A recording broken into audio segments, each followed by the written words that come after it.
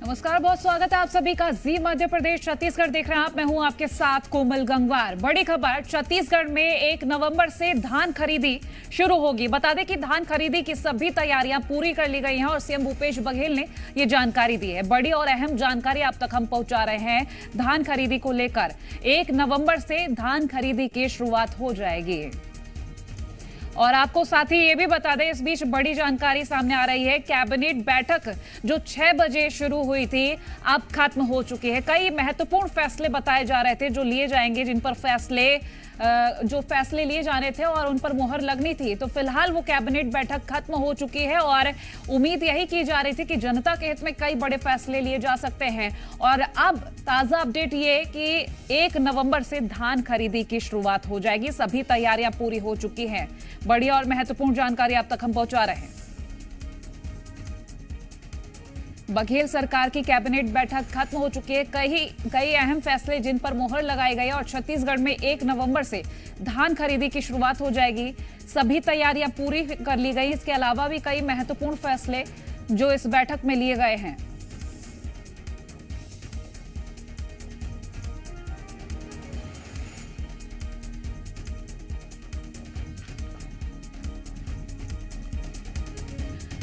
Associate editor Rupesh Gupta हमारे साथ live जुड़ गए हैं। रूपेश, देखिए 6 बजे बैठक शुरू होनी थी और अब फिलहाल खत्म हो चुकी है। बड़े फैसलों पर मुहर लगनी थी, क्या कुछ अपडेट मिल पा रही है? ये है कि बिजली कंपनियों के कर्मचारियों को लेकर के मुख्यमंत्री ने जो घोषणा की थी, तमाम लोग हैं बिजली कर्मचारी, उनको ओपीएस पुरानी स्कीम से दिया जाएगा, तो उस पर मंजूरी मिल गई है और उसको मंजूरी मिल गई है। इसके अलावा जो महुआ बोर्ड है, महुआ बोर्ड बनाने का निर्णय लिया गया है और महुआ बोर्ड के बनाने के निर्णय के अलावा बहुत सारे मंत्री मोहम्मद अकबर इस वक्त हमारे साथ हैं, उनसे बातचीत करते हैं।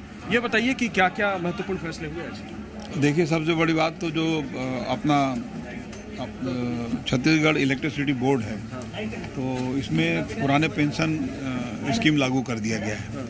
और उसके अलावा जो स्वास्थ्यकर्मी हड़ताल पे थे, जिनको एस्मा के अंतर्गत निलंबित किया गया था, बर्खास्त कर दिया गया था, तो उसको बर्खास्तगी और निलंबन की जो कार्रवाई को शून्य घोषित करके उनको वापस काम में लेने की बात हुई है। और 3 नगर पंचायतों को गठन का, 2 नगर पंचायत और 1 नगर पालिका है, तो इनको गठन का भी फैसला हुआ है।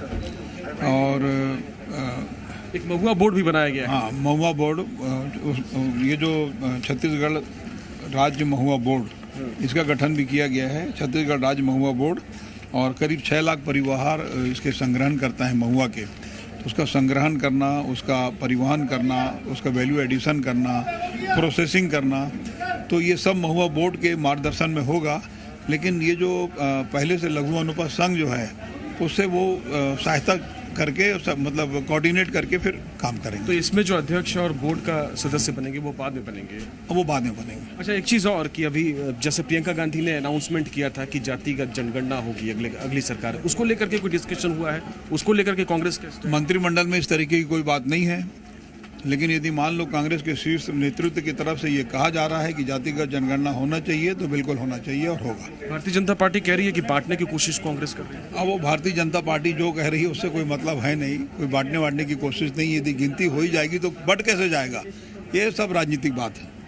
तो ये थे मंत्री मोहम्मद अकबर जो बता रहे थे कि जो भारतीय जनता पार्टी आरोप लगा रही है वो राजनीतिक बातें हैं और मुख्य रूप से बहुत छोटे छोटे फैसले थे, लेकिन जो बड़ा फैसला था वो बिजली कर्मचारियों के हक में था। बिजली कर्मचारियों को ओल्ड एज पेंशन स्कीम का लाभ मिलेगा। करीब 10,000 ऐसे कर्मचारी हैं। मुख्यमंत्री भूपेश बघेल ने कांकेर की सभा में इसका जिक्र किया था और इसको शाम को कैबिनेट की मंजूरी मिल गई। जी बिल्कुल रूपेश, और आने वाले वक्त के लिए बेहद महत्वपूर्ण साबित हो सकता है, क्योंकि देखिए चुनावी तैयारी चल रही है और 1-2 दिन का वक्त और सभी कुछ साफ हो ही जाएगा। फिलहाल तो ये जो आरोप प्रत्यारोप का भी दौर चल रहा था, क्योंकि प्रियंका गांधी भी पहुंची थी और ऐसे में उनकी तरफ से जाति जनगणना को लेकर आपने जो सवाल किया, उसको लेकर भी हम आपसे जानकारी लेंगे।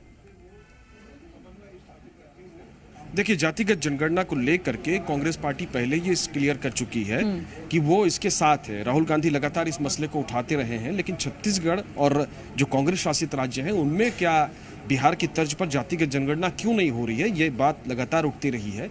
और उसी के मद्देनजर चूंकि अब आचार संहिता लगने में ज्यादा वक्त नहीं है, अब जब चुनाव होंगे और चुनाव के बाद अगर कांग्रेस की सरकार आती है तो प्रियंका गांधी ने अनाउंसमेंट कर दिया। मंत्री मोहम्मद अकबर कह रहे थे कि प्रियंका गांधी टॉप लीडरशिप में से एक है, अगर वो कहती हैं तो जाहिर तौर पे उस पर अमल होगा।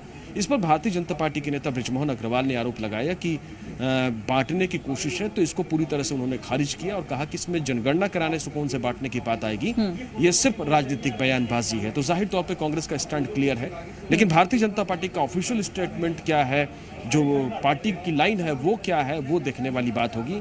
हालांकि प्रधानमंत्री नरेंद्र मोदी इसका जिक्र अपनी जगदलपुर की सभा में कर चुके हैं, लेकिन उसके बावजूद ये चुनाव का बड़ा मुद्दा बनेगा और चुनावी मुद्दे में भारतीय जनता पार्टी और कांग्रेस के रुख से काफी कुछ तय होना है, खासतौर से ओबीसी वोटर्स जो कि 50% से ज्यादा इस राज्य में माना जाता है, और इसका जाहिर तौर पे जो रिफ्लेक्शन होगा वो एससी और एसटी वोट हैं जो करीब 43% के आसपास है, उस पर भी देखने को मिल सकता है। माफ कीजिएगा, 45% से ज्यादा है, उस पर भी देखने को मिल सकता है। जी रूपेश, आप बने रहिए, आगे भी कुछ अपडेट्स आपसे लेंगे।